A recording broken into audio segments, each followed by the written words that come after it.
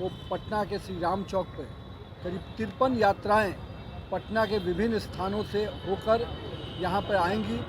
उन यात्राओं का स्वागत श्री रामनवमी शोभा यात्रा अभिनंदन कमेटी और साथ में उस कमेटी के माध्यम से माननीय मुख्यमंत्री जी, माननीय राज्यपाल महोदय, माननीय केंद्रीय मंत्रीगण, बिहार के उप मुख्यमंत्रीगण और साथ में कई अपने वरिष्ठ नेतागण उन यात्राओं का स्वागत करेंगे। रामनवमी शोभा यात्रा को लेकर पटना के डाकबंगला चौराहे पर विशेष इंतजाम किया गया है।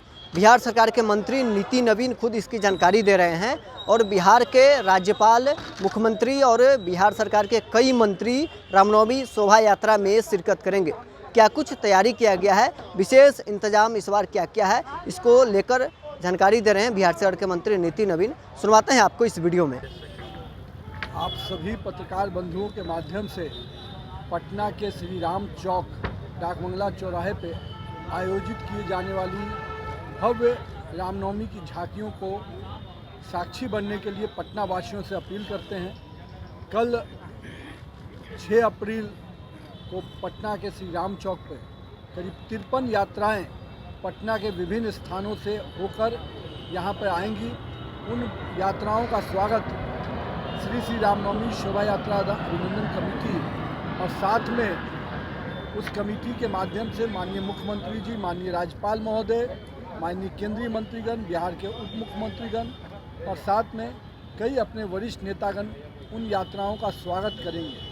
पूरा पटना राममय भगवामय हुआ है और हम लोग का प्रयास है कि पटना का रामनवमी महोत्सव पूरे देश में अपना अलग स्थान बनाए और आज हम लोग उसी दिशा में लगातार प्रयासरत हैं। और आप देख सकते हैं कि श्री राम चौक डाकबंगला चौराहा पूरी तरह से अपने राम भक्तों के स्वागत के लिए तैयार है। पूरी चंदन नगर की इलेक्ट्रॉनिक लाइटिंग, साथ में लाखों भगवा ध्वज और पूरी तरह से श्री राम चौक रोशनी से नहाया हुआ है।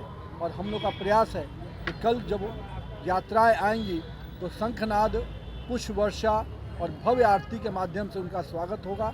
तो हम पटना वासियों से अपील करते हैं कि आइए श्री राम चौक डाकबंगला चौराहे पे कल शाम 6 बजे से लेकर रात 12 बजे तक विभिन्न झांकियों का दर्शन करें, मनोरम दृश्य देखें।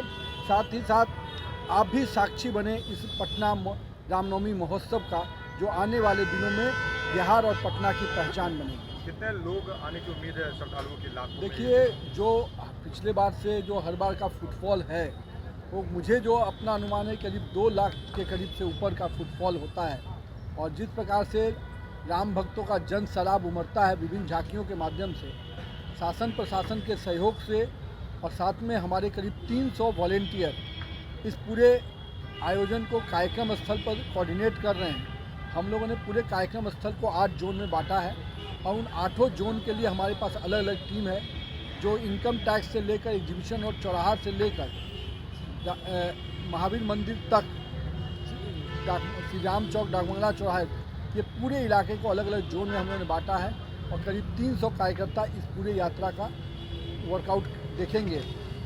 साथ ही साथ महावीर मंदिर पर सभी यात्राओं को स्वागत के बाद प्रसाद का भी वितरण वहाँ होता है।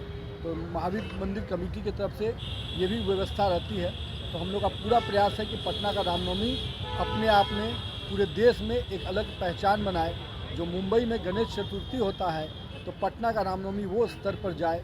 इसके लिए तमाम पटना वासियों से आग्रह है कि कल इस रामनवमी के कार्यक्रम के साक्षी बने। डाकबंगला चौराहा का नाम भी बदल जाएगा?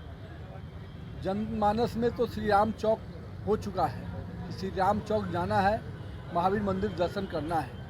अब सुरक्षा की दृष्टि से शासन प्रशासन की पूरी व्यवस्था रहती है। हम लोगों ने भी वॉलंटियर के साथ वर्कआउट किया है और हमारा प्रयास है कि रामनवमी जिस प्रकार से सौहार्दपूर्ण वातावरण में पिछले 15 वर्षों से हम मनाते आए हैं, हम तमाम अपने पूजा कमेटियों के माध्यम से जनता को भी जोड़ेंगे और पूजा कमेटियों से भी हम लोगों ने निर्देशित किया है कि पूरी यात्रा सौहार्द वातावरण में रहे। हम रामनवमी की झांकी निकाल रहे हैं तो हम उस दिशा में पूरा बेहतर मकबूल व्यवस्था करें, झांकियों को पूरी तरह से आम जनमानस से जोड़ कर देखा जाए। तो इस प्रकार से पूरी व्यवस्था हुई है। इस बार पुलिस मुख्यालय ने डीजे पर पूर्णतः रोक लगाया है, इसको लेकर के आपने झांकी को क्या कुछ संदेश? देखिए, डीजे को लेकर समय समय पर अलग अलग निर्देश आए हैं। हम लोग भी चाहते हैं कि डीजे की प्रक्रिया में धीरे धीरे कमी आए। शासन प्रशासन को हमने कहा है कि जो लोग रास्ते में आगे बढ़ चुके हैं निश्चित रूप से उनके साथ सामंजस्य बनाकर कार्यक्रम किया जाए। डीजे का प्रमोशन नहीं होना चाहिए, ये हम भी मानते हैं, लेकिन साथ ही साथ जो साउंड सिस्टम है, बाकी जो कार्यक्रम के पद्धति हैं वो भी बहुत ज़रूरी है, क्योंकि अगर सांस्कृतिक माहौल आप सांस्कृतिक कार्यक्रम करना चाहते हैं तो उसका वातावरण उन्हीं सब चीज़ों से बनता है। लेकिन उसका अत्यधिक प्रयोग, साउंड की डेसिबल बहुत बढ़ा के करो, इसको रोकने के लिए हम लोगों ने भी निर्देशित किया है पूजा कमेटियों को कि एक मिनिमम इतना साउंड होना चाहिए जिससे कि आप लोगों को एक संस्कृत और धार्मिक आस्था के माहौल में जोड़ सकें, वो यंत्र लोगों के परेशानी का सबब न बने। क्या उसका पालन यहाँ भी किया जाएगा? साउंड को लेकर? दोनों निश्चित से साउंड के जो डेसिबल्स है, ये चूँकि मुख्यालय है, हम लोगों ने जो साउंड सिस्टम यहाँ लगाया उसके बाद चोंगा लगाया है, ताकि चोंगा से एक अलग सिस्टम होता है। लेकिन जो कार्यक्रम सांस्कृतिक कार्यक्रम के जो पूरे एरिया में जिसका वातावरण बनता है उसमें निश्चित रूप से उन बॉक्स का प्रयोग होता है, तो वो प्रयोग तो होगा ही, उसमें जो अपनी विकल्प है वो चीज़ें हैं, लेकिन उसको कम करने का प्रयास हम लोग हर बार कर रहे हैं।